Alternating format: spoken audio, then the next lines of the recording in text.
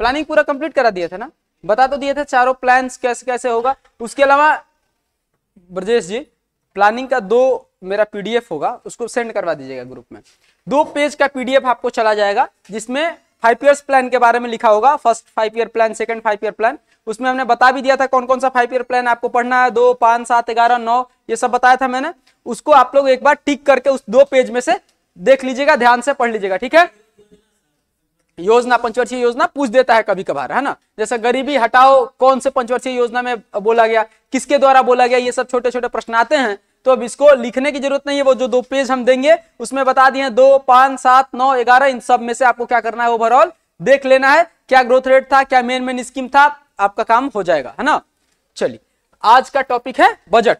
Budget एक नया page fresh निकालिए और बजट लिख लीजिए, ठीक। बजट 2 तरीके से पढ़ा जाता है, एक होता है स्टैटिक और एक होता है करंट।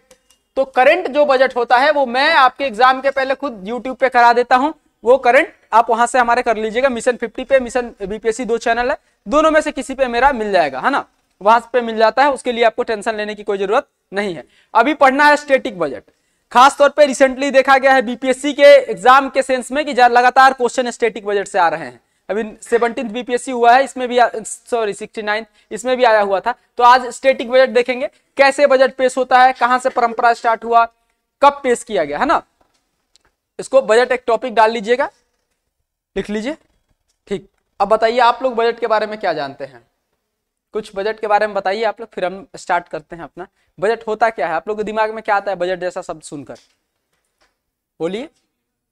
हाँ, लेखा जोखा, ठीक। और कुछ, बस यही। मैं आपसे पूछूं कि हर 1, 2 दिन 3 दिन में आप लोग इस शब्द को यूज करते होंगे, मेरा बजट नहीं है मैं वो फोन नहीं खरीद सकता, मेरा बजट नहीं है मैं ये नहीं परचेज कर सकता, ये सुनते होंगे आप लोग हमेशा आसपास में। तो आपके बजट और सरकार के बजट में क्या अंतर होता है, कुछ जानते हैं आप लोग? जिस बजट शब्द का आप लोग यूज करते हैं उस शब्द में और सरकार जो बजट पेश करती है उसमें क्या अंतर होता है ना, बताइए।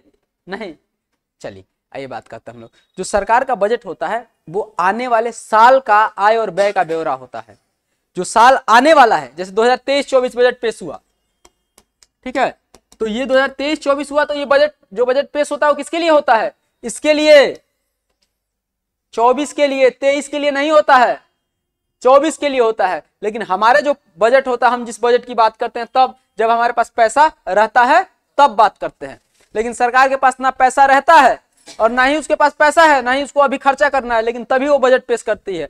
यानी आने वाले साल के बारे में बजट पेश करती है सरकार, अपकमिंग ईयर्स के लिए किया जाता है ना।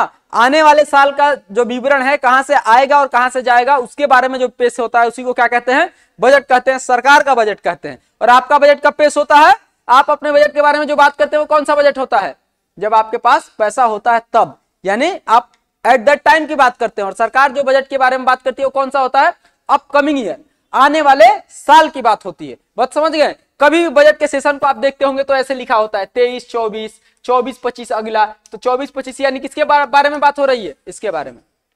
ये ओके, तो दोनों में ये डिफरेंट होता है ना, बेसिक डिफरेंट होता है। चलिए अब आते हैं हम लोग बजट के बारे में कि बजट स्टार्ट कहां से हुआ। सबसे पहले बजट शब्द कहां से आया, जानते हैं आप लोग? सुनिए, एक व्यक्ति थे लेन पॉल। लेन पॉल इंग्लैंड के चांसलर थे, फाइनेंस डिपार्टमेंट के चांसलर थे। वो इंग्लैंड मतलब ब्रिटेन समझते हैं, ब्रिटेन का वेदर कैसा होता है, ठंडा, या कैसा वेदर होता है ब्रिटेन में, ठंड वेदर होता है। तो बेसिकली हुआ क्या कि लेन पॉल अपने 1 साल के पूरे देश के, इंग्लैंड के देश के बारे में आय और व्यय का ब्यौरा संसद में पेश करने के लिए, ब्रिटेन के संसद में पेश करने के लिए वो क्या कर रहे थे, तैयार करके, और सारे कागजों पे लिखा जाता था, आ चुका था, 17वीं शताब्दी की बात है, और वो लेके और बजट के बाहर घूम रहे थे। तो बेसिकली कागज जो होता है, ठंडे प्रदेशों में आप कागज ज्यादा देर तक बाहर रखिएगा ना तो उस पर क्या हो जाता है, बर्फ जम जाता है, या ठंडी के कारण जो हवाएं आएंगी, बर्फीली हवाएं चलती है तो कागज हो जाएगा खराब।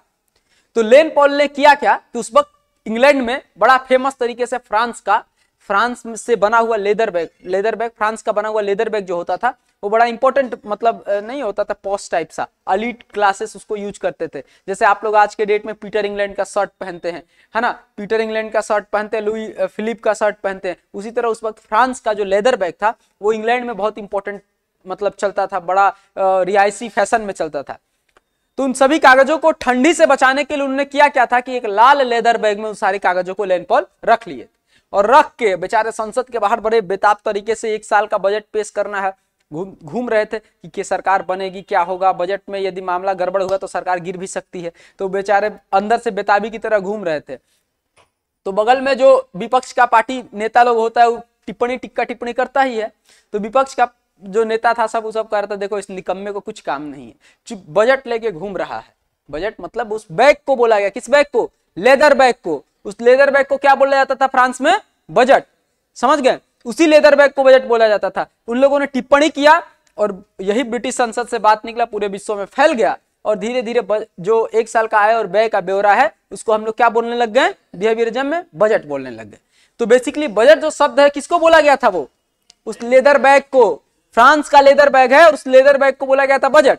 लेकिन वो जो है एक न्यूज की तरह बन के पूरा विश्व में प्रचलित हो गया और वहीं से पूरे देश ने, हर देश ने क्या कर लिया, वहां से इंग्लैंड का तो दबा रहा, आप जानते ही हैं। और जब किसी भी बड़े देश से कोई बात आता है तो लगता है अरे बाप, आप देखते हैं इंग्लिश में कैसे साउथ दिल्ली के लड़के लड़कियां बात करते हैं और इंग्लिश को कैसे अंग्रेजी इंग्लैंड एसेंट में बात करते हैं।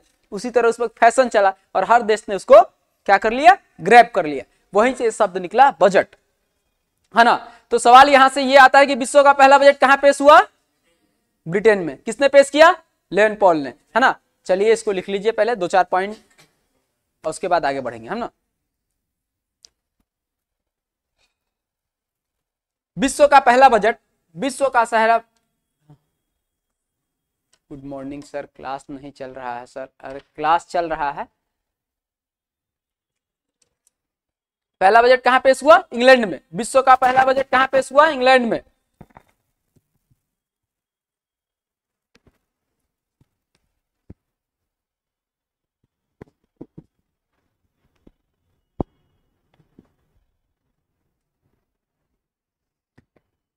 ध्यान रखें कब पेश हुआ था? 1760 में। ध्यान रखेंगे 1760 में, है ना, इंग्लैंड।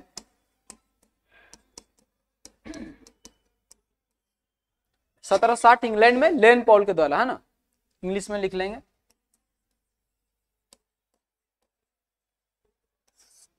ना, लेन पॉल के द्वारा पेश किया गया, है ना, पहला बजट। और यहीं से बजट की परंपरा पूरे विश्व में प्रचलित हो गई। लिख लिए, इसको नाम लिख लीजिएगा। हाँ, लेन पॉल। इंग्लिश ही लिखिए, हिंदी में तो उसका नाम टेढ़ा हो जाएगा, इंग्लिश में ही लिख लीजिए लेन पॉल, है ना। मनीष पॉल याद हो, मनीष पॉल एक्टर है, जानते होंगे, वहीं से याद कर लिए, मनीष पॉल लेन पॉल, है ना। ठीक, पहला बजट विश्व का हो गया। उसके बाद धीरे धीरे सारे देशों में बजट के नाम से ही ये प्रचलित हो गया। लेकिन भारत में जब ये बात आई कि भारत में बजट जैसे शब्द के बारे में, तो संविधान सभा बैठा हुआ था। वीके मेनन बड़े ही एक IAS ऑफिसर भी रहे थे, मतलब पहले रहे हैं, बहुत बड़े अच्छे मतलब विद्वान व्यक्ति थे। वल्लभ भाई पटेल के सेक्रेटरी भी रहे हैं।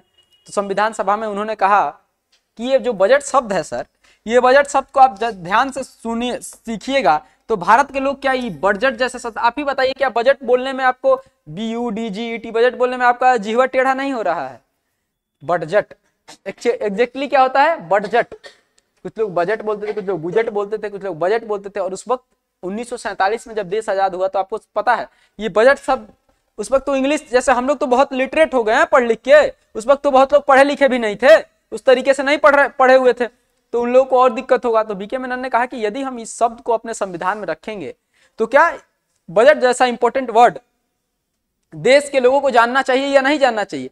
तीसरे, वीके मेनन ने कहा कॉन्स्टिट्यूशन असेंबली में कि तीसरे क्लास के बच्चे को भी पता होना चाहिए कि देश में बजट किस तरीके से पेश होता है और क्या सरकार देश में बजट के लिए ब्यौरा बना रही है और क्या नहीं बना रही है। और उस बच्चे को जानने के लिए यदि वो वर्ड ही नहीं समझ पाएगा तो जानेगा कैसे? इसलिए अपने भारतीयों को, बिहार के, उड़ीसा के, बंगाल के, पश्चिम बंगाल के, इन लोगों को, पश्चिम बंगाल बंगाल वही पश्चिमी उत्तर प्रदेश के, इन लोगों को बोलने में ये शब्द दिक्कत होगा। इसीलिए बजट का काम क्या है? 1 साल का आय और आय व्यय का ब्यौरा है। तो इसको एकदम आसान शब्द में हम क्यों ना क्या कर दें, इसको क्या कर दें? वार्षिक वित्तीय विवरण। इसलिए अपने संविधान में इसका नाम बदल के क्या कर दिया गया?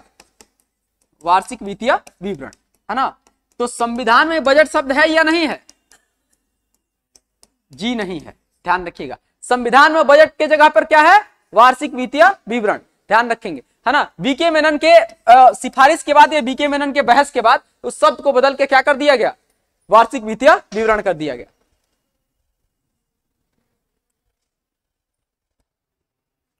लिख लेंगे, अभी बहुत सारे पॉइंट्स है जो आपको लिखवाएंगे।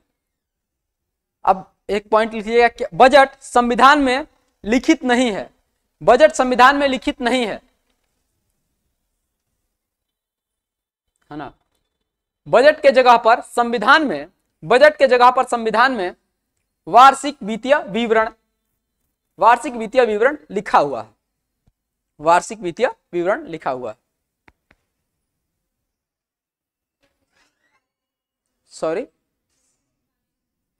बीके मैंने नहीं किया था, वो इंपॉर्टेंट नहीं, संविधान सभा का बहस था, उसके बारे में बहुत लिखने की जरूरत नहीं, बस ये लिखिए नहीं है। हाँ, संविधान में लिखित नहीं है, इसके जगह पर,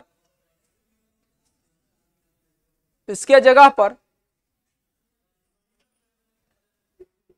इसके जगह पर वार्षिक वित्तीय विवरण लिखा हुआ है ना, वार्षिक वित्तीय विवरण लिखा हुआ है। हो गया। अब सवाल ये आता है कि ये हमारा देश कैसा है, संवैधानिक है। आप जानते हैं कोई भी काम होता है तो कहां लिखा जाता है, कॉन्स्टिट्यूशन में, संविधान में तो लिखा होगा किसी आर्टिकल में। बताइए कौन से आर्टिकल में है इसका उल्लेख, कौन से आर्टिकल में है, तो ध्यान रखिएगा।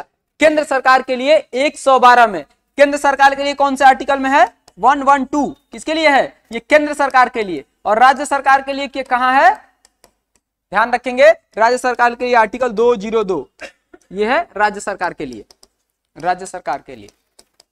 इसको भी लिख लीजिएगा, शब्द आता है। बजट कौन से आर्टिकल के तहत पेश किया जाता है, तो केंद्र सरकार के लिए क्या हो जाएगा, आर्टिकल 112, और ये राज्य सरकार के लिए आर्टिकल 202। याद कर लेंगे, बेसिक है बट क्वेश्चन हमेशा पूछता है ना, बहुत बेसिक है फिर भी क्वेश्चन पूछता है। ऐसे ही आप लोग बना लीजिए ना, जिस तरह बनाए हैं उसी तरह बना के। अच्छा, कहीं कहीं यदि आप पढ़ेंगे ना तो इसको एक और शब्द लिखा रहता है, एएफएस लिखा रहता है, एएफएस। बड़े बड़े किताबों में पढ़िएगा तो एनुअल फाइनेंशियल स्टेटमेंट को ऐसे लिख देता है, अब वो पूरा बड़का नहीं लिखता है, एएफएस लिख देगा, डॉट डॉट दे के आगे बढ़ जाएगा, है ना। तो जो लोग पीजीटी में इकोनॉमिक्स वाले हैं वो एएफएस भी ध्यान रखेंगे, उनको देखने को मिल सकता है।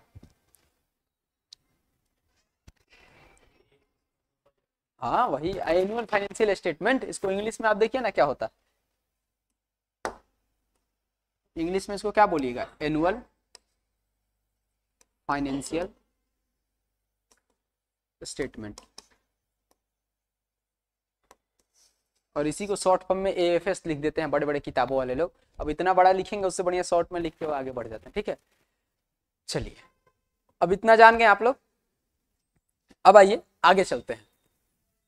1947 में जब देश आजाद हुआ तो बजट पेश करने की जिम्मेदारी किसको दी गई, षणमुखम शेट्टी, आरके षणमुखम शेट्टी।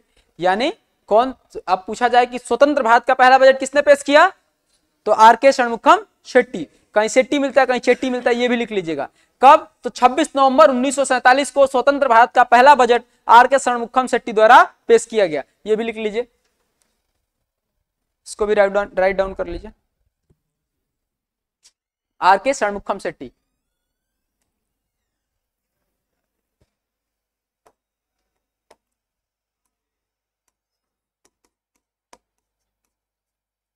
कहीं कहीं चेट्टी मिलता है कहीं कहीं सेट्टी मिलता है, ठीक है, तो साउथ का नाम में होता है ऐसे, उसके लिए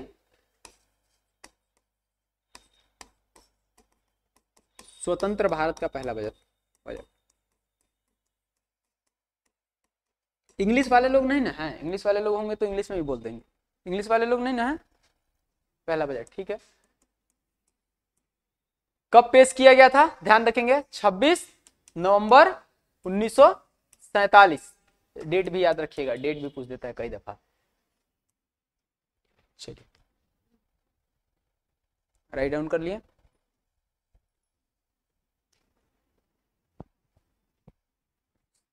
ठीक, जो 9th 10th है उसमें 40 नंबर का आएगा, तो 9th 10th वाले जो लोग हैं उसमें 40 नंबर का आएगा। जीके जीएस जीके जीएस में तो 5-6 इकोनॉमिक्स सब में रहता है, करंट से इनडायरेक्ट डायरेक्ट, ये बजट तो सब में आएगा। जितने लोग हैं 6 to 8 9 10 11 12 सब में 5-6 तो नॉर्मल आएगा।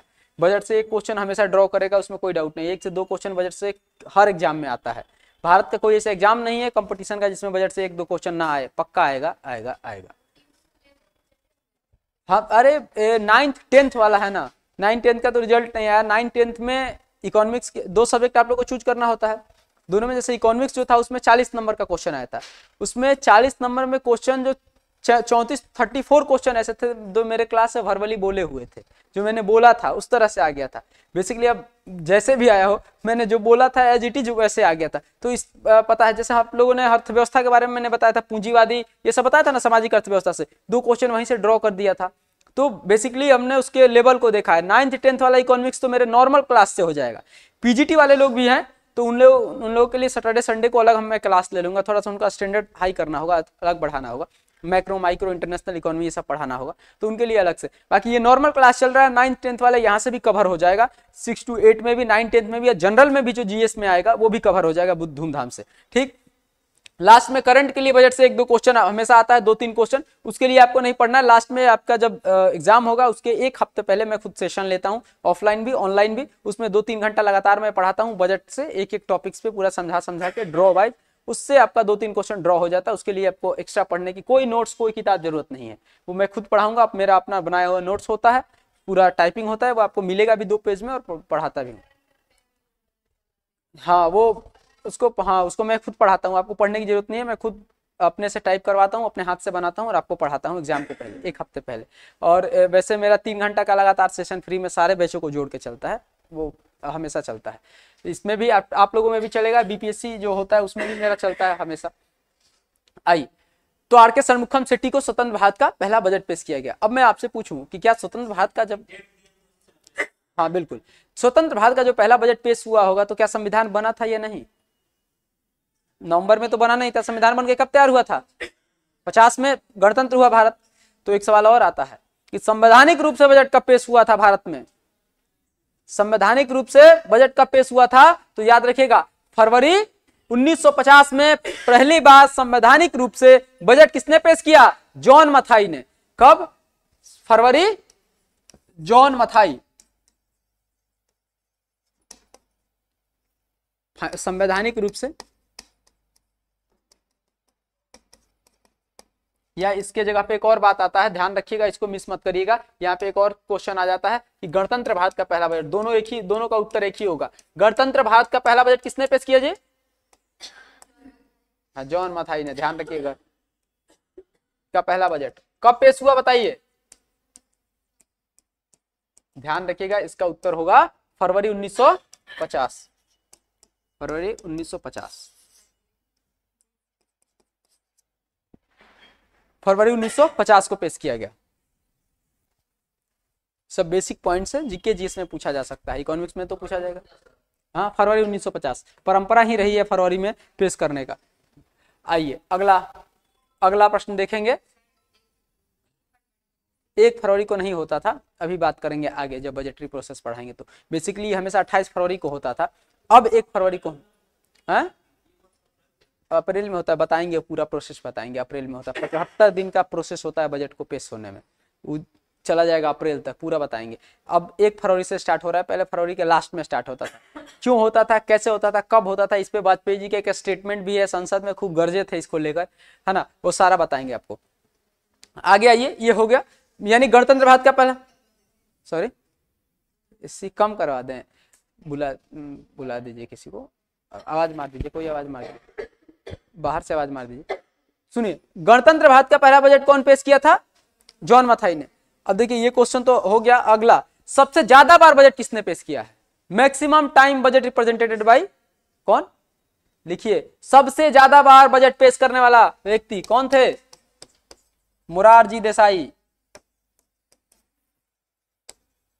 ही तेज आदमी थे, ही प्रधानमंत्री मतलब कोनो मंत्रालय रहता था, वित्त मंत्रालय साथे ले लेते थे।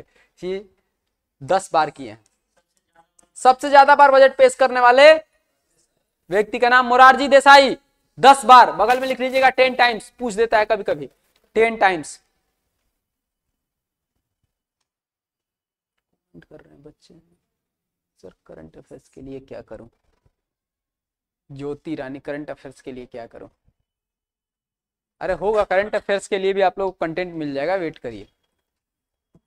ठीक है, 10 बार। एक और क्वेश्चन नया बना है, सबसे ज्यादा समय तक बजट भाषण देने वाले व्यक्ति का नाम। 2 घंटा 42 मिनट बोलती रह गई भाव विभोर होकर 2021 के बजट सेशन में। कौन? निर्मला सीतारमण जी। भूल गई थी टाइम में, लगातार बोलती रह गई 2 घंटा 42 मिनट, तो एक रिकॉर्ड उनके नाम से बन गया। सबसे ज्यादा समय तक बजट भाषण देने वाली महिला कौन है? निर्मला सीतारमण जी। कब दिया था? 2020-21 के बजट सेशन में 2 घंटा 42 मिनट तक बोलती रह गई। इसको भी लिखिए, क्वेश्चन ड्रॉ कर सकता है। सबसे ज्यादा समय तक बजट भाषण देने वाले प्रथम वित्त मंत्री, और ऑब्लिक में लिख लीजिएगा महिला, दोनों किसके नाम से है? दोनों रिकॉर्ड किसके नाम से है जी? निर्मला सीतारमण, है ना, निर्मला सीतारमण। Longest speech. देखिए हिंदी में हम बोल दे रहे हैं, इंग्लिश में लिख दे रहे हैं, ताकि हिंदी इंग्लिश दोनों का काम हो जाए।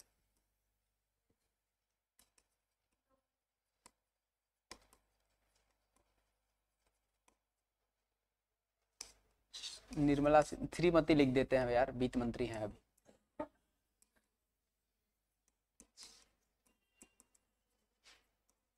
अभी ऊपर पढ़ा रहे थे बीपीएससी बैच में, थोड़ा सा मोदी जी का बुराई की है, एगो पिनी गया लड़का, करा सर आप ऐसे मत करिए। सीतारमण, सीतारमण लिख दिया शायद, हाँ चलिए। कब किया था इन्होंने, कितना टाइम? 2 घंटा 42 मिनट लिख लीजिएगा, टाइम भी क्या पता क्वेश्चन पूछ दे, बीपीएससी है भाई, कुछ कभी भी पूछ सकता है। कौन से बजट सेशन में? 2021। जानते हैं बेसिकली इसमें हुआ क्या था? कोविड में लोग बोल नहीं रहा था किसी से, बातचीत तो दूसरे से करते नहीं थे, अब इनको मौका मिला था, तो सोचिए अब हम ही बोल देते हैं, तो 2 घंटा 42 मिनट तक बोलते रह गए, पता नहीं चला इनको। बाद में देखिए अरे बाप, ये तो रिकॉर्ड बन गया, तब शांत हुई। अभी भी बोलिए रही थी, उनके बगल वाला बताया बहुत ज्यादा हो रहा है, तब बैठी हूं ना, तो वो अभी स्पीचें दे रही थी। 2 घंटा 42 मिनट। ठीक, अब आइए, भारत की पहली बजट पेश करने वाली महिला कौन है? इंदिरा गांधी। बहुत बढ़िया, बढ़िया क्वेश्चन है, प्रश्न पूछता है। भारत की पहली बजट पेश करने वाली महिला 1970-71 में इंदिरा गांधी ने वित्त मंत्री का कमान ले रखा था अपने हाथ में प्रधानमंत्री रहते हुए, तो कौन है? इंदिरा गांधी। ठीक है, प्रथम महिला बजट पेश करने वाली कौन है?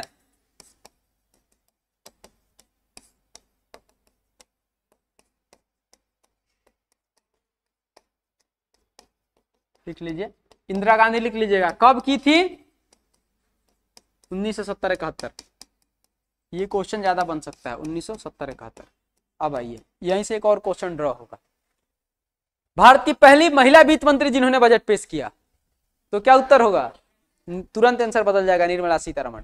इंदिरा गांधी सिर्फ वित्त मंत्री नहीं थी, प्रधानमंत्री रहते हुए वित्त मंत्रालय का प्रभार अपने हाथ में लेकर रखती थी 1970-71 में। लेकिन वित्त मंत्री, जो पहली महिला वित्त मंत्री जिन्होंने बजट पेश किया, वो कौन हो जाएगा? निर्मला सीतारमण। क्वेश्चन को ध्यान से देखिएगा, पूछ चुका है बीपीएससी एक बार, और गलती मत कर दीजिएगा। सिर्फ महिला होगा तो क्या हो जाएगा? इंदिरा गांधी, और महिला वित्त मंत्री होगा तो तुरंत आंसर बदल के निर्मला सीतारमण। लिख लीजिए, इसको भी नोट कर लीजिए, और दोनों को हाईलाइट कर लीजिएगा, गलती नहीं होना चाहिए। महिला वित्त मंत्री होगा तो निर्मला सीतारमण, और महिला होगा तो क्या हो जाएगा? इंदिरा गांधी। ठीक है, हाँ, भारत की पहली महिला वित्त मंत्री जिन्होंने बजट पेश किया, आंसर होगा इसका निर्मला सीतारमण। निर्मला सीतारमण।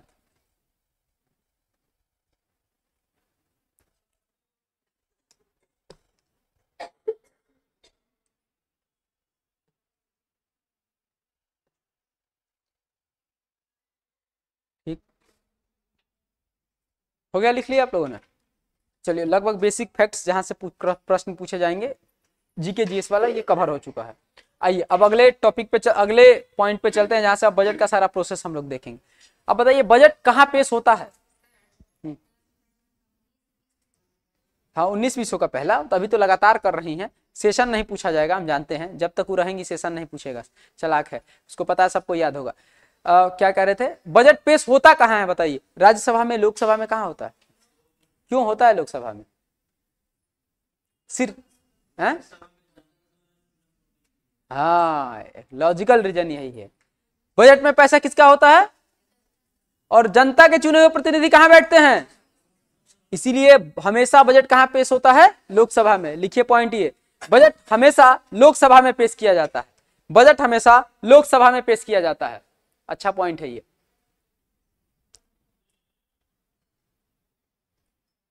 बजट हमेशा लोकसभा में पेश किया जाता है।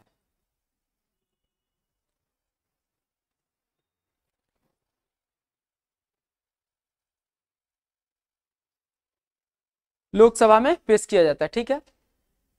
क्योंकि लिख लीजिए साथ में, हो सकता है कि यदि क्वेश्चन टफ बनाएगा तो ऑप्शन में दे देगा बजट हमेशा लोकसभा में क्यों पेश किया जाता है, और 4 ऑप्शन दे देगा। क्यों?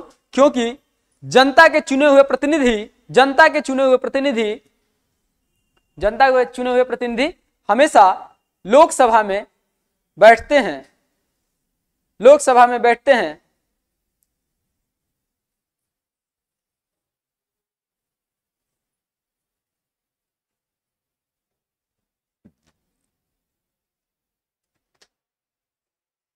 और बजट में पैसा जनता का होता है, और बजट में पैसा जनता का होता है।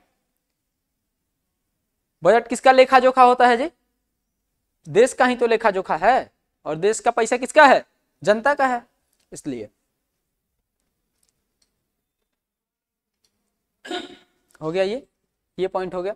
अब आइए, अच्छा एक बात और बताइए, प्रोसेस बताइए कि लोकसभा में बजट पेश होता है, और लोकसभा ने मान लीजिए पेश करने के बाद राज्यसभा में जाता है, और राज्यसभा को कितने दिन का समय दिया जाता है उस बजट पर सहमति नासहमति जताने के लिए?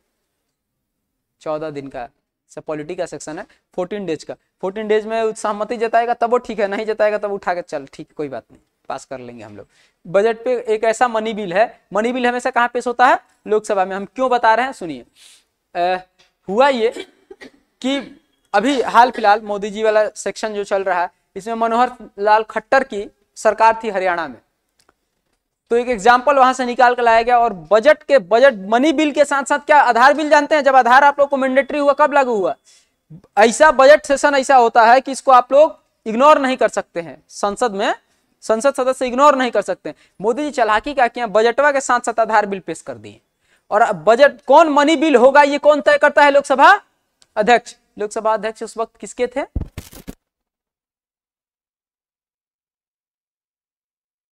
साथे साथे आधार बिल पेश करवा के मोदी जी क्या कर लिए? पास करा दिए। ये होता है चालाकी। अब बजट के लिए तो मना करिएगा नहीं, बजट तो पास होना ही है, और बजट के साथ साथ जो बिल आएगा उसको भी पास होना है। बजट मनी बिल के साथ साथ किसको पेश करा दिए? वो आधार बिल को, आधार बिल भी निकाल दी। अब सवाल ये आता है कि मनी बिल है, ये कौन बताता है? लोकसभा अध्यक्ष। और लोकसभा अध्यक्ष ने आधार बिल को भी मनी बिल बता के आगे बढ़ा दिया और पास हो गए। समझ रहे हैं बात? अब क्यों हुआ?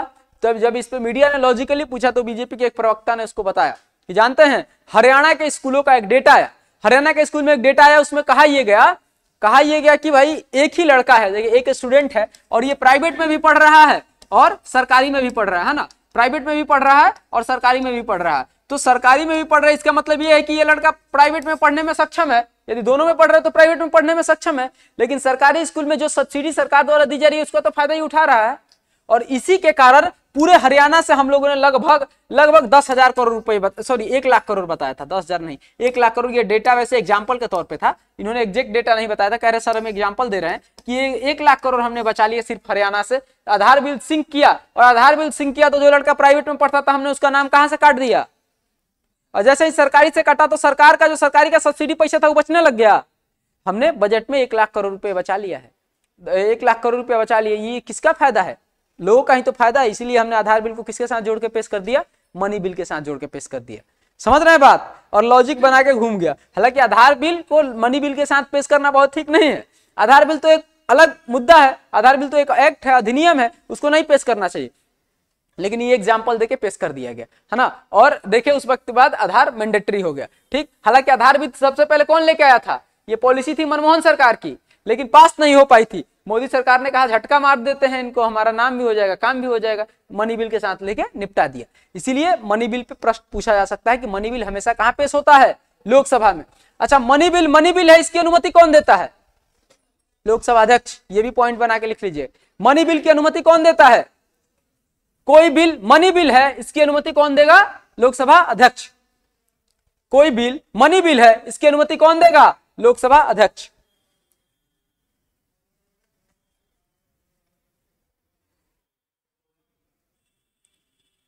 ये प्रश्न ड्रॉ हो सकता है क्योंकि इंसिडेंट हुआ है ना हाल फिलहाल। मनी बिल है, कोई बिल मनी बिल है, इसकी अनुमति कौन देता है? लोकसभा अध्यक्ष।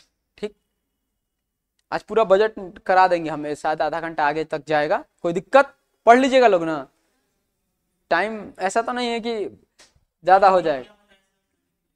कोई बिल मनी बिल है, इसकी अनुमति लोकसभा अध्यक्ष देता है, लोकसभा अध्यक्ष देता है। अच्छा, इकोनॉमिक्स पढ़ने में बोर और नहीं ना फील होता है आप लोग? नहीं होता है ना बोर? हाँ ठीक है। मेन बात है कि आप लोगों में प्रश्न ही आता है ज्यादातर जीके जीएस वाला, इसलिए ये बता रहे हैं। स्टोरी के अब जाएंगे, जो जरूरी है वो बता दे जो एग्जाम में आएगा। उसके अलावा 2-3 पॉइंट्स और है जहां से क्वेश्चन पूछे जाते हैं। 2016-17 में एक नया काम किया गया, विवेक देवराय समिति के सिफारिश पर आम बजट और रेल बजट को एक साथ जोड़ दिया गया। 2016 से पहले आम बजट और रेल बजट दोनों अलग अलग पेश होते थे, लेकिन 2016-17 में विवेक देवराय समिति, जैसे ये बजट था, देखिए बजट था, तो हुआ क्या पूरा अच्छे से समझ लीजिए। हुआ ये कि 1921 में एक समिति बनाया गया, उसका नाम था एकवर्थ समिति। इस समिति को कहा यह गया, अंग्रेजों की सरकार थी, अंग्रेजों ने कहा कि पता करो भाई कि रेल हम लाए हैं, मतलब रेल तो क्रेडिट उन्हीं को जाता है ना। 1853 में कौन लेके आया? अंग्रेज लेके आया, क्योंकि रेल से हम लोगों ने बहुत फायदा कमाया। उस वक्त विरोध बढ़ गया था देश में, इनका फायदा होने लगा था कम, कहा कि रेल तो हम लोग लाए हैं, इस पे हमारी पकड़ है ईस्ट इंडिया कंपनी की। पता करो, एक एकवर्थ समिति को ये काम दिया गया, पता करो कि रेल से और मुनाफा कैसे कमाएंगे। ये अंग्रेजों ने बोला इनको कि रेल से मुनाफा हम कमाएंगे कैसे, पता करो। तो ये लगे बेचारे, पूरा दम लगा के लगे। इन्होंने कहा कि 1921 में इनको दिया गया, ये ला के रिपोर्ट सौंपे 1924 में इनका रिपोर्ट आया है ना, रिपोर्ट सौंपे, और रिपोर्ट में इन्होंने कहा कि ऐसा करते हैं, जो हम बजट पेश करते हैं इस बजट को 2 हिस्सा में कर देते हैं। बजट पहले एक ही पेश होता था, आम बजट और रेल बजट को अलग कर देते हैं, और जनता को सामने हम ये दिखाएंगे कि देखो आप लोग कह रहे हैं अंग्रेज लूट रहे हैं, अंग्रेज यानी हम जब से आए हैं तब से आपके लिए नई नई चीजें लाए हैं, सिर्फ रेल से हमें इतना मुनाफा हुआ है, जनता को दिखाएंगे और जनता की मोरालिटी हमारे पक्ष में आ जाएगी। ये आंदोलनकारी जो लोग हैं, इनको शांत करने का यही तरीका है कि हम रूट पे काम करते हैं, जनता को अपने पक्ष में ले लेते हैं, मना लेते हैं। तो बजट को 2 हिस्सा कर दिया जाए, सरकार का सारा बजट एक साइड और रेल बजट एक साइड, और हम बताएंगे कि रेल बजट किसने पेश किया है जी, रेल बजट हम लेके आते हैं, रेल हमने लाया है, रेल की कॉन्सेप्ट हम लाए हैं, ताकि आप लोग आगे बढ़िए। और देखिए मॉडर्नाइजेशन के साथ साथ आपको रेल से इतना फायदा हो रहा है, ये दिखाकर जनता की मोरालिटी अपने तरफ हम खींच लेंगे, आंदोलनकारी कमजोर पड़ जाएंगे। ये एक और समिति ने रिपोर्ट दिया सरकार को, मतलब उस वक्त के सरकार को, ब्रिटेन कॉलोनियल को, और ब्रिटेन कॉलोनियल ने मानकर 1924 में क्या किया, आम बजट और रेल बजट को दोनों अलग अलग कर दिया। ठीक है, आम बजट और रेल बजट को दोनों अलग। तब से ये परंपरा चलता रहा, आम बजट अलग पेश होता था, रेल बजट अलग पेश होता था। 1947 के बाद भी लगातार ये चलता रहा, 1916 तक चला, है ना, पूरा लिखवाएंगे, पहले समझ लीजिए। 1916 तक चला। 1916 में हुआ, 1916 कह रहे हैं, 2016 में हुआ क्या कि कांग्रेस, 2014 में कांग्रेस हार गई थी, और कांग्रेस नाक में दम करने लगी बीजेपी को कहा कि हम करेंगे क्या, इनको कैसे परेशान करना है। तो इन्होंने किसानों को उकसाया पहले कि तुम लोग ऐसा करो, कहो कि किसान बहुत दुखी हैं, किसान आत्महत्या कर रहे हैं, यदि रेल के लिए अलग बजट बन सकता है तो क्या ये किसान देश की अर्थव्यवस्था के रीढ़ की हड्डी है, क्या हमारे लिए अलग बजट नहीं बन सकता है, किसान बजट नहीं बनेगा। तो सबसे पहले इन्होंने किया क्या, अब मोदी जी उससे भी हैट्रिक वाले आदमी, उनसे कोई गेम खेलेगा। मोदी ने कहा अच्छा ये बात है, चालाक बन रहे हो। तो इनके बड़े अच्छे सलाहकार हैं, एक आर्थिक सलाहकार हैं विवेक देवराय, कहा कि क्या किया जाए, उपाय बताइए। तो विवेक देवराय ने कहा कि रुकिए, हम एक सिफारिश पेश करेंगे, और उस सिफारिश में कहेंगे आम बजट और रेल बजट को दोनों को एक जोड़ दिया जाए, क्योंकि देश की जनता एक है तो बजट अलग अलग कैसे हो सकता है, रेल भी जनता का है, आम बजट भी जनता का है, इन दोनों को जोड़कर हम एक कर देते हैं। 2016-17 में एक सिफारिश विवेक देवराय समिति देता है और कहता है आम बजट और रेल बजट दोनों को एक साथ जोड़ दिया जाता है। क्या कर दिया गया, 2016-17 के विवेक देवराय की सिफारिश पर आम बजट और रेल बजट जो दोनों अलग अलग पेश होता था, इन दोनों को जोड़ के एक बजट पेश कर दिया गया। अब कहा यह गया कि अब किसान हल्ला ही नहीं करेंगे, किसान नहीं कहेंगे कि रेल के लिए अलग होता है तो हमारे लिए अलग कर दो, बात ही खत्म हो जाएगी, यहाँ पे कोई बोलने वाला नहीं होगा। इसीलिए गेम खेल गए मोदी जी, 2016-17 में आम बजट और रेल बजट दोनों को एक साथ ऐड कर दिए। समझ गए, तो 2 पॉइंट लिख लीजिएगा। अच्छा, इसके साथ एक और काम किए थे, आप लोग ध्यान दिए, देखे नहीं, किसान मंत्री, एग्रीकल्चर, कृषि मंत्री को देखें कि नहीं, कृषि मंत्री का नाम बदल गया है, कृषि और कृषक कल्याण मंत्रालय। देखेंगे नहीं आप लोग, भाई मोदी जी से गेम खेलने के पहले अलर्ट हो जाइए, बहुत भयंकर खेलते हैं। किसानों को ये लोग उकसाएं कि तुम लोग मांगो कि किसान, जब रेल बजट पेश हो सकता है तो किसान आत्महत्या कर रहे हैं, इनका समीक्षा अलग से किया जाए, अलग से बजट संसद में पेश होगा। पहले मोदी जी बोले रुको रुको रुको, चालाक बन रहे हो। कृषि मंत्रालय का नाम बदलकर किए कृषि एवं कृषक कल्याण मंत्रालय, यानी ये कृषि मंत्रालय सिर्फ नहीं है, हम कृषकों को कल्याण के लिए भी मंत्रालय का नाम दे दिए। वही बात है जैसे क्लास में सभी लोग बैठे हैं, अब हम आप लोगों को खुश करने के लिए किसी का नाम एसडीएम रख दें, किसी का डीएम रख दें, किसी का एसपी रख दें, किसी का डीएसपी रख दें, सब खुश हो जाएंगे। मोदी जी ने ये हैट्रिक मारा, तुरंत पहले नाम बदला अपने मंत्रालय का और तुरंत आगे दोनों बजटों को जोड़ दिया। कांग्रेस समझी बड़ा तेज आदमी है, हमारा कोई काम ही नहीं किया, सारा उनका बुद्धि फेल हो गया।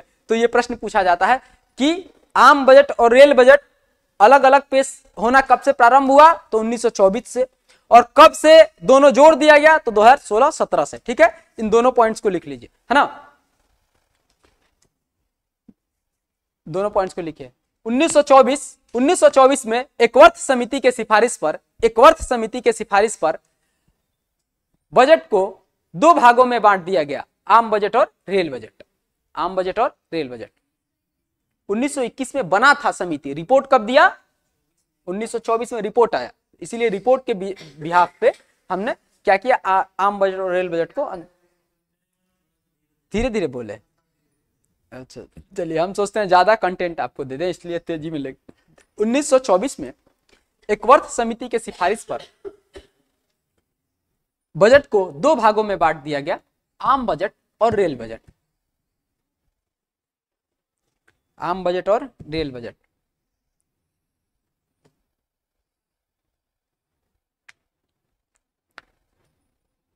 ठीक, अगला पॉइंट लिखिएगा। 2016-17 में विवेक देवराय समिति अभी भी हैं ये, और मोदी जी के बहुत करीबी व्यक्ति हैं, अच्छे इकोनॉमिस्ट भी हैं। विवेक देवराय समिति, नीति आयोग बना होगा तो इसका उनके सदस्य भी थे, देवराय समिति के सिफारिश पर। कब, 2016-17 में आम बजट और रेल बजट को फिर से एक साथ जोड़ दिया गया, एक साथ जोड़ दिया गया। देखिए टैलेंट तो है भाई मोदी जी में, कहाँ क्या करना है, किस टाइम पे करना है, बहुत अच्छा जानते हैं।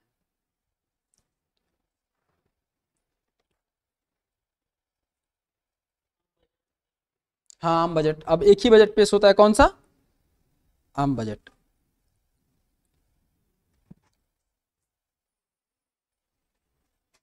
ठीक, और बजट से संबंधित अब कोई शब्द महिला लिखवा दी। ठीक, अब चलिए हो गया ये, अब आइए आगे बढ़ा जाओ। अब बजट का मेन बजट स्टार्ट होगा। अब ये सब तो वन लाइनर था, बजट कैसे पेश होता है सीखेंगे, और क्या क्या होता है मुख्य रूप से। जो आप लोग बजट का पन्ना इतना मोटा देखते होंगे, 4 पन्ना में, याद डेटे नहीं याद होता होगा, डेटा अब याद हो जाएगा जैसे, और क्या आपके काम लायक है ये सब बताएंगे। अब जैसे पेज को लीजिए प्लॉट अपने ऐसे, और पूरा जो डेटा बना रहे हैं वैसे चुपचाप लिख लेना है, फिर एक एक पे, एक एक शब्दों पे हम लोग बात करेंगे, ये क्या होता है, कैसे होता है। ठीक है, अभी आपको प्लॉट के उतारना है, ठीक, बस।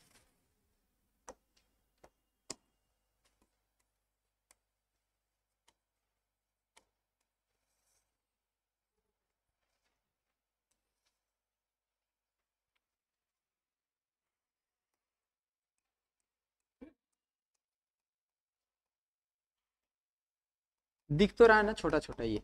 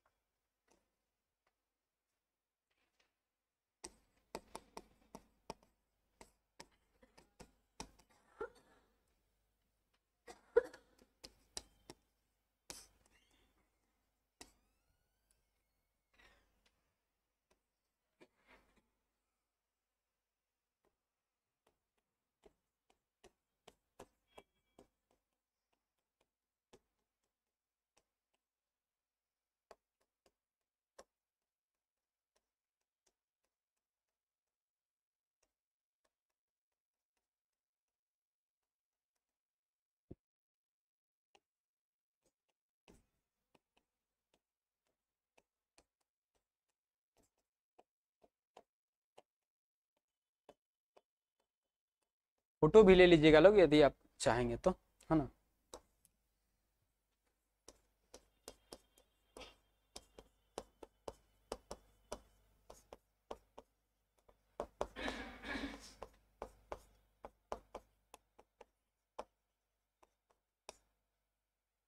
हिंदी बोल देंगे इसका, हिंदी में ही लिख देते हैं, रुकिए।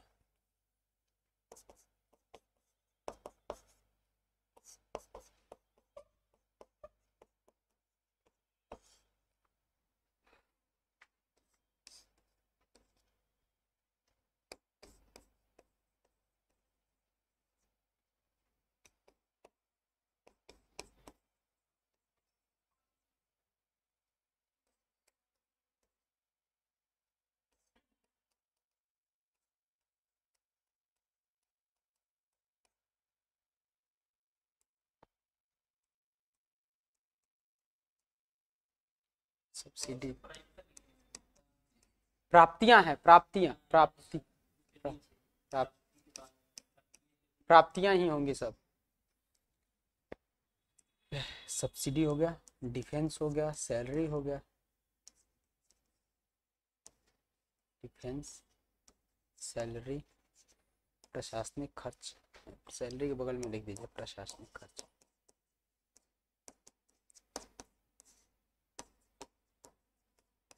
और क्या बच रहा है, डिफेंस, सब्सिडी, डिविडेंड तो हो गया, इंटरेस्ट,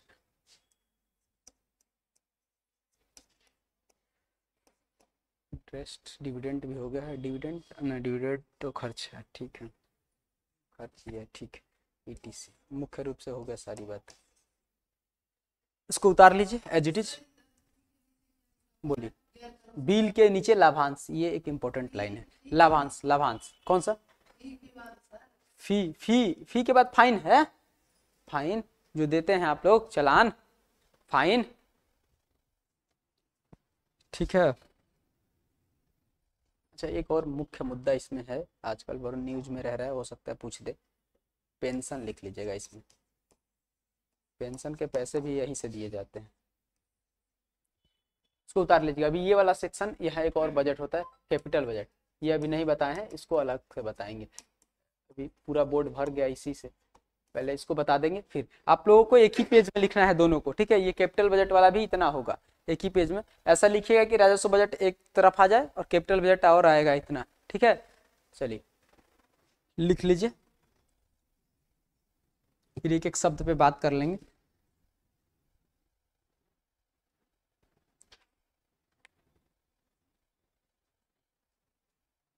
फोटो खींच सकते हैं, यदि साफ नहीं लिख पाए तो साफ साफ लिखिएगा लोग।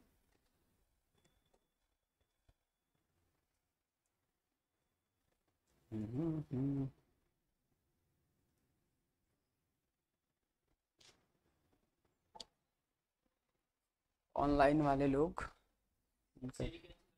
सब्सिडी के नीचे है डिफेंस, डिफेंस, डिफेंस आर्मी वगैरह,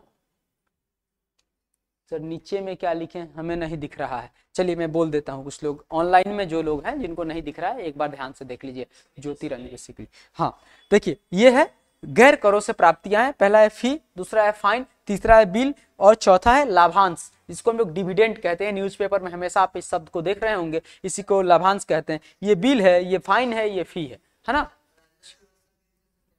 हाँ बताइए, कहाँ राजस्व व्यय है, ये व्यवस्था नहीं है, व्यय खर्च। इसके नीचे दो तरीके से होता है, एक प्लैंड होता है, एक नॉन प्लैंड होता है ना। प्लैंड है ना, खर्च एक नॉन प्लैंड होता है, और एक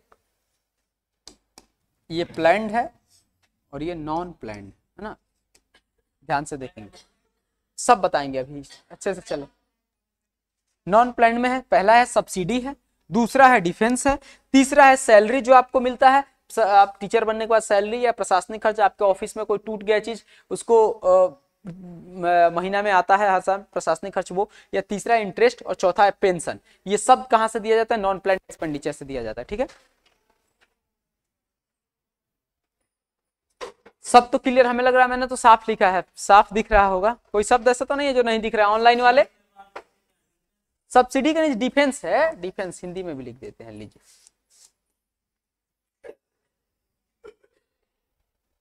ठीक है। चलिए हो गया,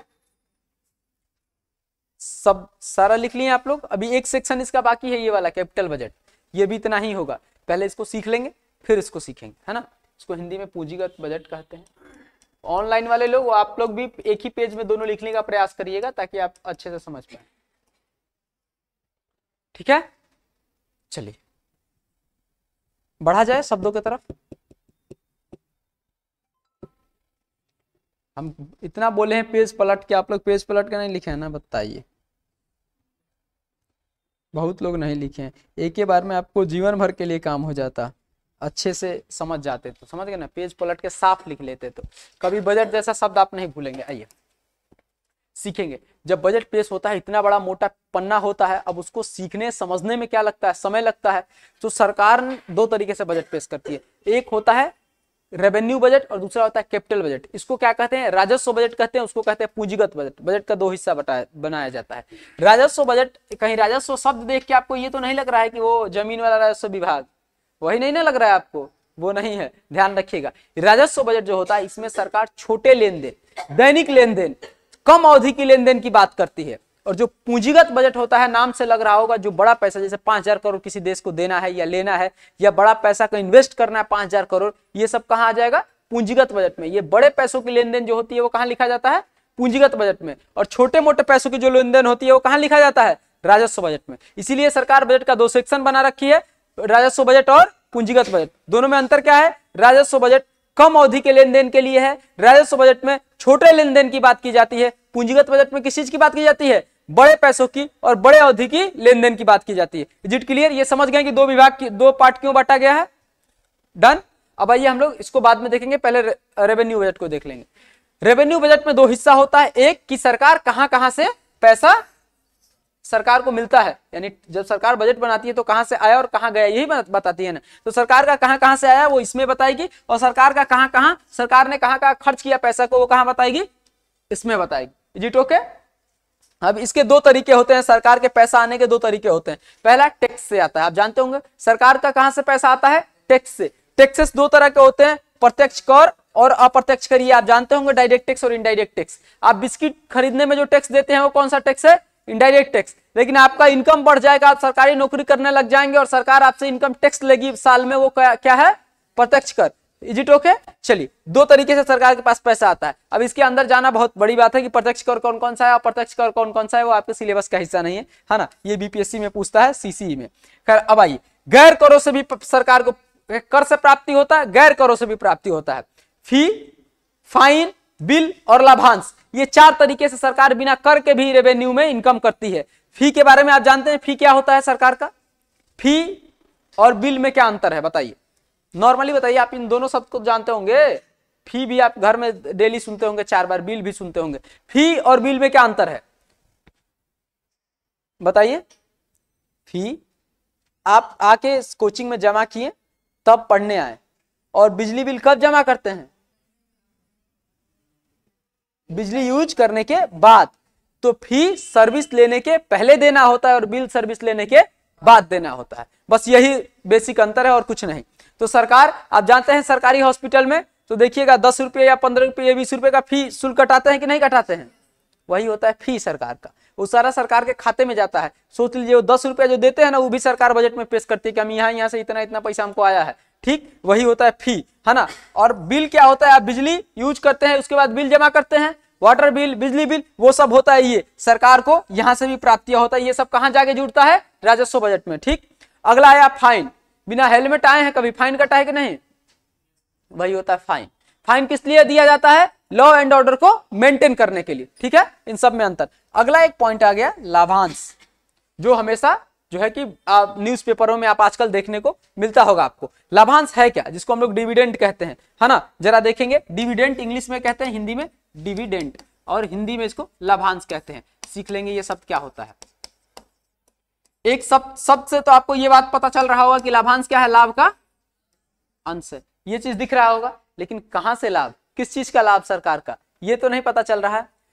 इंडियन ऑयल कंपनी का नाम सुने हैं आप लोग, क्या ये पूरा सरकारी है, नहीं है, प्राइवेट भी है, सरकारी भी है, पीएसयू है, पब्लिक सेक्टर अंडरटेकिंग है। तो सोचिए, मान लीजिए कि ये इंडियन ऑयल है, इंडियन ऑयल। अब ये कंपनी कोई भी इनिशिएटिव स्टार्ट करेगी तो उसमें पैसा सरकार भी लगाएगा और प्राइवेट लोग भी लगाएंगे। इसके दो सेक्शन है, कौन कौन, प्राइवेट और गवर्नमेंट, यही है ना। इंडियन ऑयल ने कोई नया इनिशिएटिव स्टार्ट किया या नया कोई काम स्टार्ट किया और इसमें सरकार क्या की, बजट से पैसा निकाल के 1000 करोड़ रुपए लगा दी। कितना? 1000 करोड़। और सरकार का इसमें 60% हिस्सेदारी है और 40% हिस्सेदारी किसका है? प्राइवेट का है। इसने भी लगाया अपने हिसाब से 40% के हिसाब से, इसका इसने 1000 लगाया, 1000 करोड़ लगाया, तो हो सकता है ये 80 करोड़ लगाया होगा, 800 करोड़, है ना, 800 करोड़ लगाया होगा। इन दोनों ने पैसा लगाया। ठीक, दोनों का पैसा लगाने के बाद इंडियन ऑयल 1 साल के बाद मुनाफे में करती है इसको, लगभग इसको मुनाफा कितना का हो जाता है? इसको मुनाफा हो जाता है 300 करोड़ का। ठीक है, 300 करोड़ का 1 साल में मुनाफा हुआ। अब ये मुनाफा हुआ तो सरकार ने बजट से पैसा उठा के इसमें लगाया है ना, ये बजट से पैसा है। तो जब ये मुनाफा होगा तो इस 300 करोड़ मुनाफे का 40% किधर जाएगा? प्राइवेट के पास, और 60% किधर जाएगा? सरकार के पास। इसका 60% कितना होगा जी? 36 18 180 करोड़। 180 करोड़, ये 180 करोड़ जानते हैं क्या? ये 180 करोड़ जानते हैं क्या है? यही लाभांश है, सरकार के लाभ का अंश। सरकार किसी कंपनियों में अपने पैसे को लगाती है और उस कंपनी से जो मुनाफा होता है, उस मुनाफे के शेयर को क्या कहा जाता है? डिविडेंड, लाभांश कहा जाता है। जीटो के अब समझ गए होंगे इस शब्द को। आप न्यूज़पेपर देखिएगा तो हमेशा इस शब्द को यूज किया जाता है, लाभांश शब्द को हमेशा यूज किया जाता है ना। लाभ का अंश है, यानी लाभ इंडियन ऑयल को हुआ, लेकिन सरकार का जितना शेयर है उतना ही ना उसको लाभ मिलेगा जी। उतना उसको मिला, वो ले जाके कहां सरकार कौन से बजट में दिखाएगी? यहां कहां दिखाएगी? लाभांश में। जीटो के लाभांश समझ चुके हैं? चारों शब्द समझ चुके हैं? किसी को डाउट कुछ इन शब्दों में? कोई डाउट नहीं है, पूरा क्लियर है। ये कहां से सरकार को प्राप्तियां होता है, रेवेन्यू बजट में कहां से सरकार के पास पैसा आता है, क्लियर है? ठीक, चलिए अब दूसरे राजस्व व्यय की तरफ हम लोग बढ़ते हैं। प्रत्यक्ष कर नहीं समझते हैं? देखिए 2 तरह के टैक्स होते हैं, आइए बता देते हैं। 2 तरह के टैक्स होते हैं। टैक्सेस 2 तरह के होते हैं, डायरेक्ट और इनडायरेक्ट।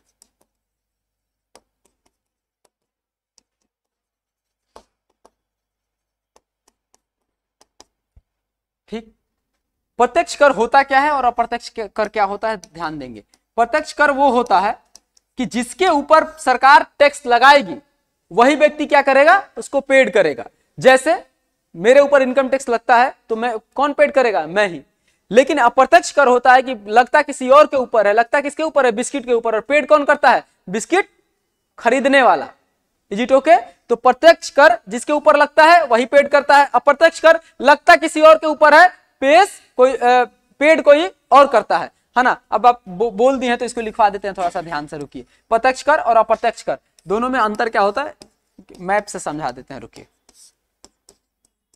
देखिए होता क्या है, ये एक मैप है, इस ग्राफ को सीखिएगा। ये मैप है, सरकार ने टैक्स इस व्यक्ति पे लगाया, इस व्यक्ति पे, और पेड कौन कर रहा है?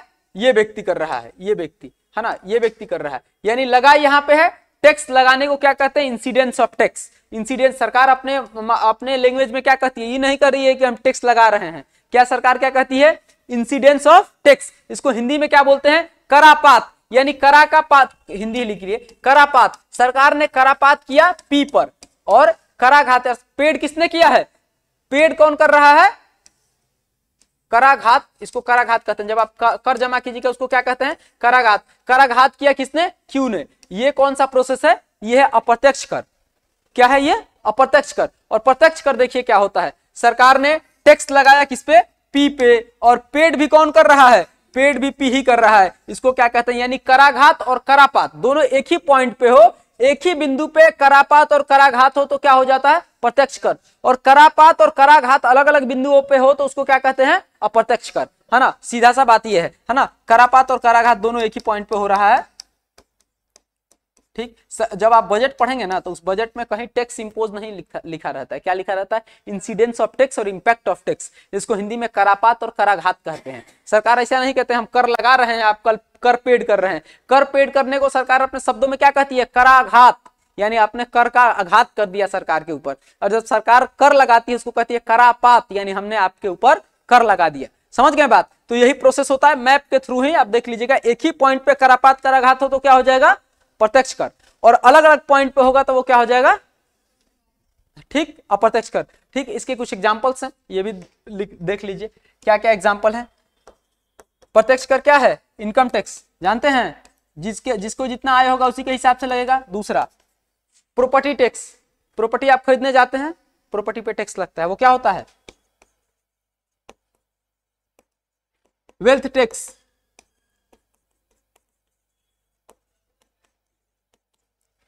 ये सब क्या होता है? हाँ, डायरेक्ट टैक्स में ये सब आ जाएंगे, वेल्थ टैक्स। और भी इंटरटेनमेंट टैक्स, इंटरटेनमेंट टैक्स भी लिख लीजिए, इंटरटेनमेंट टैक्स भी आ जाएगा, ये भी लिख लीजिए इंटरटेनमेंट टैक्स। अप्रत्यक्ष कर में क्या क्या आएगा? स्टाम्प ड्यूटी, जानते हैं स्टाम्प ड्यूटी जो लगता है, स्टाम्प ड्यूटी, जमीन वमीन खरीदने जाते हैं तो वो कौन सा टैक्स होता है? वो होता है अप्रत्यक्ष कर, सॉरी प्रत्यक्ष कर वो भी होता है, स्टाम्प ड्यूटी स्टेट लगाता है, प्रत्यक्ष कर होता है, अप्रत्यक्ष नहीं होता है। स्टाम्प ड्यूटी जो खरीदने जाता है उसी पे लगता है, स्टाम्प ड्यूटी भी एक टैक्स है ना। अप्रत्यक्ष कर में बताइए क्या क्या आएगा? अप्रत्यक्ष कर के पहले बहुत सारे रूप होते थे, अब सबको मर्ज करके क्या कर दिया है? जीएसटी। तो आप जीएसटी ही लिख लीजिए, GST one of the best example, और ईटीसी लिख लीजिए। अब भविष्य में हो सकता है और कुछ बदलाव हो जाए। एक नया कॉन्सेप्ट आ रहा है एग्रीकल्चर टैक्स, हो सकता है आगे लगे, अभी राज्यसभा में इसके बारे में बातचीत चल रहा है। हालांकि अभी तक भारत में लगा नहीं और किसी देश में नहीं लगता है, लेकिन एग्रीकल्चर टैक्स का कॉन्सेप्ट है, हो सकता है राज्यसभा में ये बात उठा है। राकेश टिकैत तो ज्यादा ऐंठ रहे थे तो उनके लिए ट्रीटमेंट का उपाय ढूंढा गया था, कि राज्यसभा में बहस चल रहा था कि अब भारत सरकार में बहुत ऐसे कृषक हैं जो बहुत उन्नत हैं, उनके ऊपर प्रत्यक्ष कर के रूप में एग्रीकल्चर टैक्स लगाया जाए, है ना, कृषि कर लगाया जाए। हालांकि ये उचित नहीं होगा, भारत जैसे एग्रीकल्चर वेलफेयर कंट्री में नहीं लगना चाहिए। बात चला है, अभी इम्पोज नहीं हुआ, कॉन्सेप्ट है, ठीक है। ये समझ गए अब आप लोग पूरा डिटेल टैक्सेशन का सारा मेथड समझ गए। अच्छा, टैक्सेशन कौन से आर्टिकल के तहत इम्पोज होता है? संविधान में अनुच्छेद है टैक्स लगाने के लिए, कौन सा आर्टिकल है? 268, ये भी लिख लीजिए, आर्टिकल 268 संविधान में लिखा हुआ है। नहीं तो सरकार जब मन करता टैक्स को बढ़ा देती है, जब मन करता टैक्स को घटा देती है। इसीलिए टैक्सेशन के लिए क्या कर दिया गया? आर्टिकल लिख दिया गया कि यदि सरकार टैक्स को बढ़ाती घटाती है तो बाकायदे बजट में उसको प्रावधान करना पड़ेगा कि हम इतने टैक्स को बढ़ा रहे हैं और इतने टैक्स को घटा रहे हैं। समझ गए? अच्छा, कॉर्पोरेट टैक्स कौन सा टैक्स है? कॉर्पोरेट टैक्स सुने हैं कि नहीं?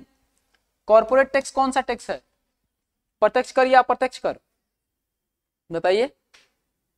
निगम कर किसके ऊपर लगता है? प्रत्यक्ष कर है, कंपनी के ऊपर लगता है, ठीक है। कॉर्पोरेट टैक्स प्रत्यक्ष कर है, प्रत्यक्ष कर है कॉर्पोरेट टैक्स, लिख लीजिएगा। कॉर्पोरेट टैक्स भी प्रश्न पूछा जा सकता है, कॉर्पोरेट टैक्स से पूछा जा चुका है इसलिए लिखवा दिए। बीपीएससी ने पूछा है, एक टीचर वाले में तो नहीं पूछा है लेकिन इसमें पूछा है, सीसी। ठीक है, आगे बढ़ा जा। टैक्स हो गया, सबने लिख लिया। चलिए आइए अब आ जाते हैं इधर। हमने क्या कहा, ये हो गया सारा, प्राप्तियां हो गया था, प्राप्तियां में सारे शब्द हो गए थे। अब ये सरकार खर्च कहाँ कहाँ करती है, ठीक है। तो सरकार खर्च कहाँ कहाँ करती है, इसके लिए दो तरीके का होता है खर्च का, दो तरीका। अभी इस बार बीपीएससी में पूछा हुआ था, प्रश्न था कि नॉन प्लान्ड एक्सपेंडिचर जो पूंजीगत बजट से वैसे था, पूंजीगत बजट में नॉन प्लान्ड एक्सपेंडिचर निम्न में से कौन कौन सा है, ये पूछा हुआ था, शायद पूंजीगत बजट से ही था, ठीक है। तो नॉन प्लान्ड एक्सपेंडिचर से प्रश्न पूछा हुआ था, उसमें 2-3 दिया हुआ था, 2 ऑप्शन था, दोनों सही था, ठीक। अब देखिए कैसे कैसे सरकार करती है। सरकार खर्च करने के 2 तरीके होते हैं। आप जैसे आपके पापा का घर में सैलरी आता है, या इनफैक्ट आपका सैलरी आएगा, गवर्नमेंट टीचर बन जाइएगा आपका सैलरी आएगा, तो सैलरी आने के बाद आप 2 तरीके खर्च आपका फिक्स होगा। पहले दिमाग में सोच के रखते होंगे, यहाँ रेंट देना है, ये करना है, ये स्कीम पे ये लगाना है, EMI इतना दे देना है, फोन लिए हैं तो EMI दे देना है, कुछ प्लान होता होगा। और कुछ ऐसा होता है कि आकस्मिक एकाएक बात बन जाता है, देना ही पड़ेगा, उसमें प्लान बनाने की जरूरत नहीं है, वो आपको देना ही पड़ेगा। जैसे किसी का तबीयत खराब हो गया तो थोड़ी सोचिएगा अरे तो प्लान का हिस्सा नहीं है, अगले महीने इसका ट्रीटमेंट करा देंगे, या उसी महीने उसी सैलरी से उसका ट्रीटमेंट कराइएगा, उसी महीने से कराइएगा ना, तो वो क्या हो जाएगा? नॉन प्लान्ड हो जाएगा। प्लान्ड वो होता है जो आप सोच लेते हैं, है ना, पहले से ही प्लान सरकार तय कर लेती है कि इस मुद्दे पर हमको पैसा यहाँ खर्च करना है। नॉन प्लान्ड का मतलब ये होता है कि सरकार ने सोचा नहीं है, या तो सरकार का करना मजबूरी है या सरकार को करना ही पड़ेगा, एक आकस्मिक कोई ऐसी घटना घट गई, है ना, 2 ही केस हो सकता है। तो सरकार प्लान में क्या करती है, राज्य सरकारों के लिए स्कीम, आप जानते हैं ICDS में जो बच्चे हैं गांव में आंगनबाड़ी वगैरह, उनके लिए ये सब जो भोजन वोजन होता है, ये सब तो पहले से स्कीम तैयार होता है। तो जितने स्कीम्स में पैसे थे, यूनिसेफ जो स्कूलों में बच्चों के लिए काम करता है ना, यूनिसेफ के लिए कुछ पैसा वर्ल्ड बैंक देता है, कुछ सरकार देती है, ये सब प्लान का हिस्सा है। हर घर नल योजना, ये किसका हिस्सा है? प्लान का हिस्सा है। यानी पहले से प्लान है कि सरकार को पैसा इतना इस स्कीम में देना है ना। लेकिन कुछ ऐसे भी है सरकार केंद्र राज्य सरकार को पैसा देने के लिए कि इस प्लान में इतना इतना पैसा देना है, पहले से तैयार है।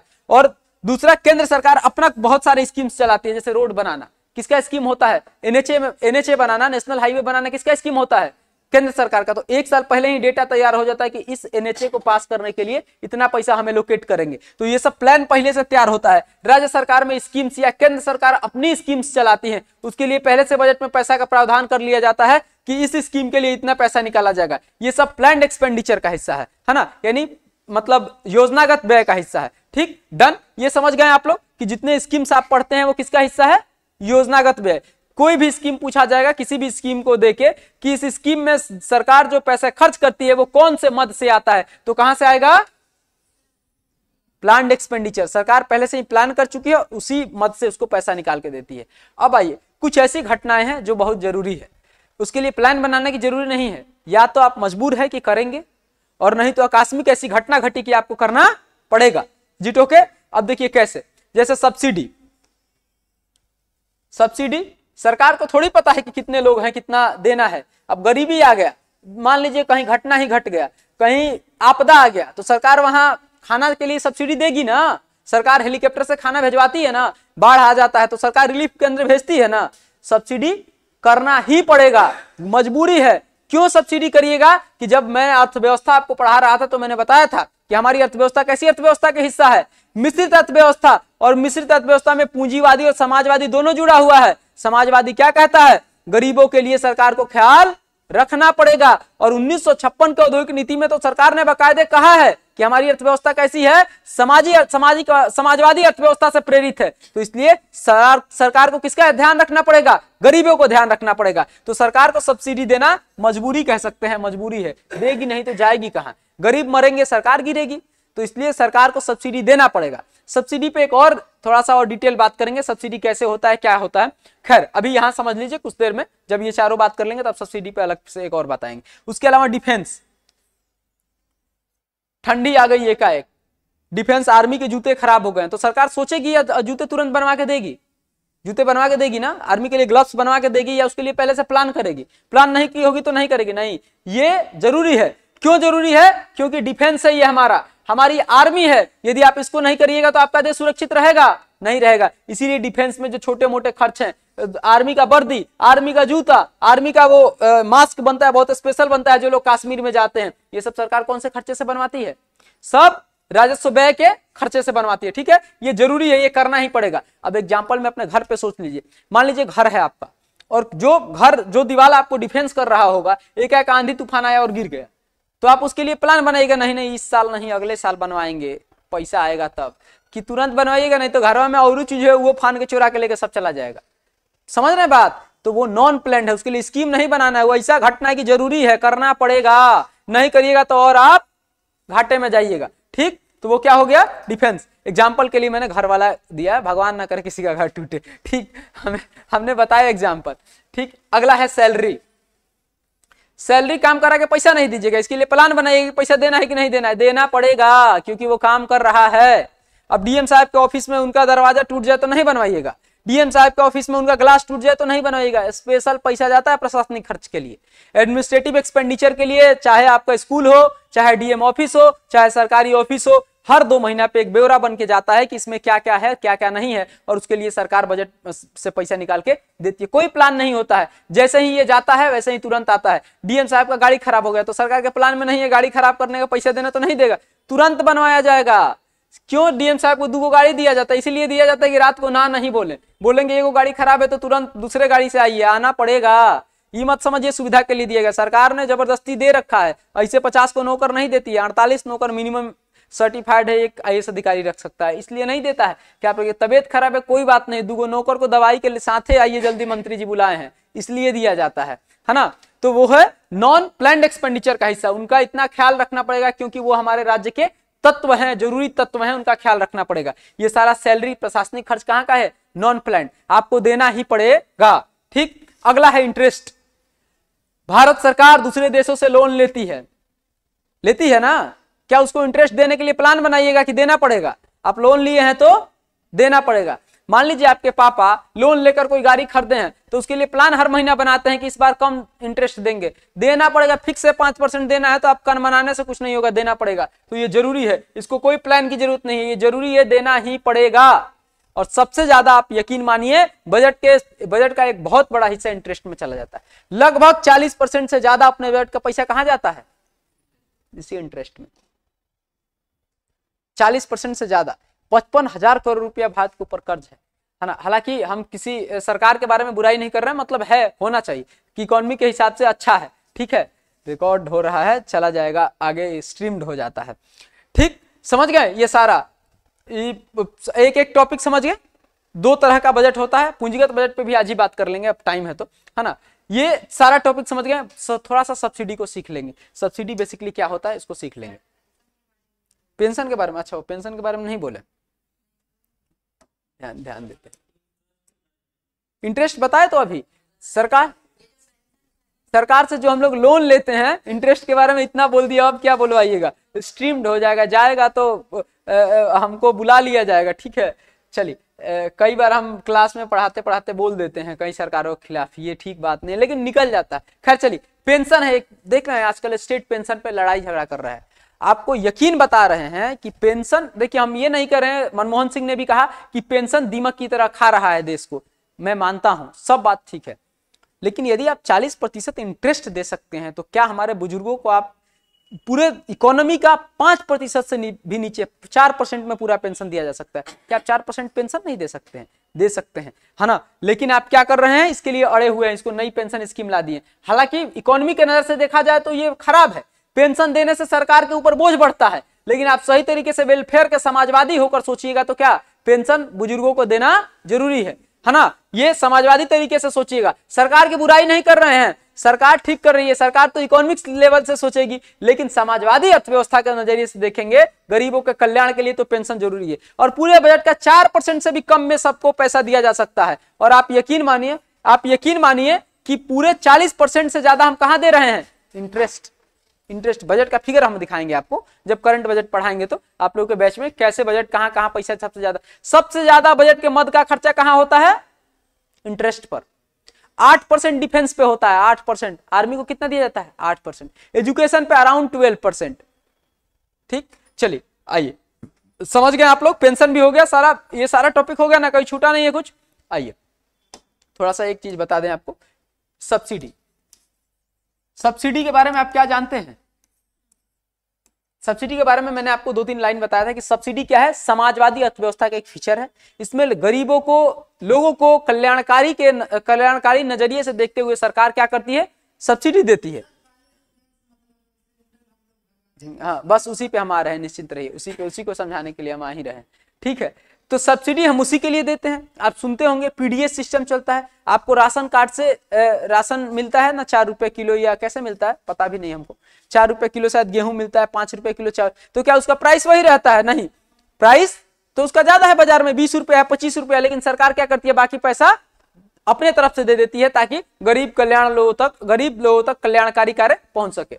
अब देखिए सब्सिडी का एक स्कीम हुआ क्या कि सिलेंडर, आपको पता है सिलेंडर पहले 945 रुपए का पड़ता था और सरकार देती कितने में थी आपको? तो 445 रुपए में। पहले की बात कर रहे हैं, कांग्रेस के टाइम की। 445 रुपए के आसपास में आपको सिलेंडर मिलता था।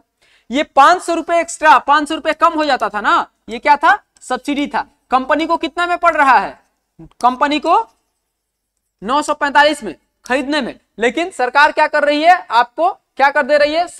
दे देती थी कंपनी को कितना? 500 रुपया कंपनी को दे देती थी और कहते थे सुनो, हर सिलेंडर पे 500 हम तुमको दे देंगे, तुम हमारे जनता तक कितने में पहुंचा दो? 445 में। ठीक, ये काम हो रहा था सब्सिडी में। पहले हुआ क्या कि मनमोहन सिंह ने एक समिति बनाई, इसकी जांच कराई, तो पता ये चला कि ये कंपनी जो है देती है कितना सिलेंडर? 2 लाख सिलेंडर। किसको? सिटीजन को, जनता को। और सरकार के डेटा में क्या दिखाती है? हम दिए हैं 8 लाख और एक्स्ट्रा कितना? 6 लाख का सब्सिडी सरकार से एक्स्ट्रा ले रही है। सरकार के पास डेटा ही नहीं है कि तुम कितने को दे रही हो, तो ये 6 लाख इंटू कितना? 500 रुपया। ये कौन मार जाता था?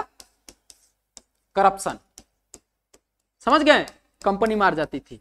सरकार तो ये 500 रुपया 6 लाख के लिए भी ले ली, जिसको नहीं दी है कंपनी यही कर रही थी। कंपनी सरकार को तो देना मजबूरी है, क्योंकि सरकार ने प्रॉमिस किया है, तो सरकार उस 6 लाख का भी जिसको नहीं दिया जाता था, और सरकार कंपनी क्या करती थी, अपना डेटा तैयार कर लेती थी कि नहीं हम 2 लाख नहीं दिए हैं, कितना दिए हैं 8 लाख दिए हैं, है ना, 8 लाख दिए हैं, तो 6 लाख एक्स्ट्रा ले लेती थी। मनमोहन सिंह को जैसे ही ये बात पता चला, मनमोहन सिंह ने कहा रुको हम तुम्हारा ट्रीटमेंट करते हैं। मनमोहन सिंह ने कहा अब से हम कंपनी को पैसा देना करेंगे बंद, ये 500 रुपया हम कंपनी को नहीं देंगे। अब नई पॉलिसी लाया और उस पॉलिसी के तहत कहा कि सुनो तुम अब जनता को कितना में दोगे, तुम जनता को ये 945 में आ रहा है ना, तुम जनता को दोगे 945 में, है ना, जनता को 945 में ही दो, हमको कोई दिक्कत नहीं है। और ये हम जनता को क्या कर देंगे, जनता के अकाउंट में भेज देंगे 500 रुपया, यानी जनता को ओवरऑल जोड़ के कितना में पड़ जाएगा, जनता को 445 में ही पड़ेगा। अब तुम नौटंकी करना खत्म करो, हम ट्रीटमेंट तुम्हारा करते हैं। ये पॉलिसी आया डीबीटी, किसने लाया था, मनमोहन सरकार ने, DBT direct benefit transfer policy लाया था मनमोहन सरकार ने। और इस सब्सिडी में क्या किया, पैसा किसको डायरेक्ट ट्रांसफर होने लग गया, जनता को, है ना, जनता को होने लग गया ट्रांसफर। 1 साल के बाद जब डेटा आया तो पता चला कि 1.3 लाख करोड़ की बचत हो गई, 1.3 लाख करोड़ की बचत हुई। यानी कंपनी कितना 1 साल में मार रही थी, 1.3 लाख करोड़। कितना छोटा मोटा पैसा है, बहुत ठीक ठाक पैसा है। सरकार ने इसको इस पॉलिसी से बचा लिया।